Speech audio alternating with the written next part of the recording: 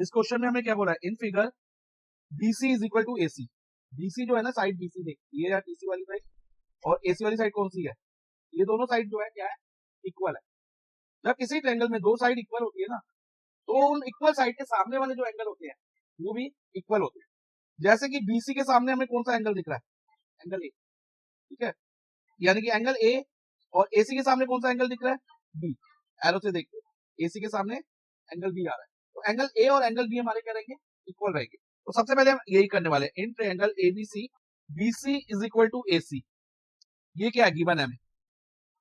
Given है ना। इससे हम क्या कह सकते हैं, जो इनके सामने वाले एंगल मैंने कौन से बताया, एंगल A और एंगल B इक्वल होंगे, तो एंगल A इक्वल टू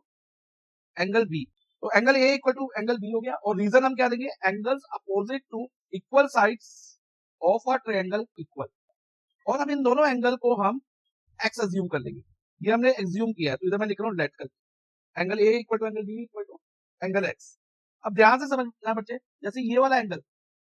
इस BC साइड को एक्सटेंड करके बना, तो ये कौन सा एंगल है, एक्सटीरियर एंगल,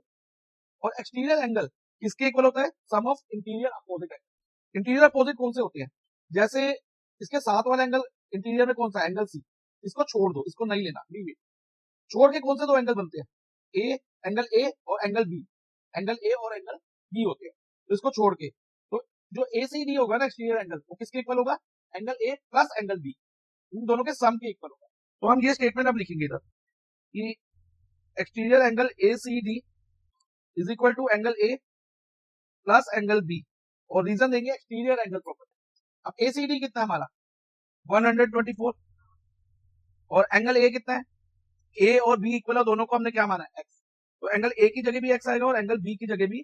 x आएगा। तो अब 124 is equal to x plus x 2x होगा, ठीक है, और x की वैल्यू क्या होगी, तो 2 जो x मल्टीप्लाई में है, तो ये RHS LHS में जाने पे डिवाइड बाय 2 हो जाएगा, तो 124/2 हो जाएगा, x इज इक्वल टू 124/2, और इसको कट करें तो x is equal to 62 degree,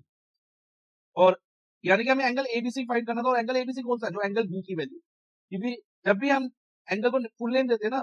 तो उसके वर्टेक्स लेटर में जो एंगल बनता है वही उसकी मेजर होती है, वर्टेक्स लेटर में तो एंगल B है, और एंगल B की मेजर क्या है हमारी 62, तो एंड फाइनली लिख देंगे angle ABC is equal to 62 degree.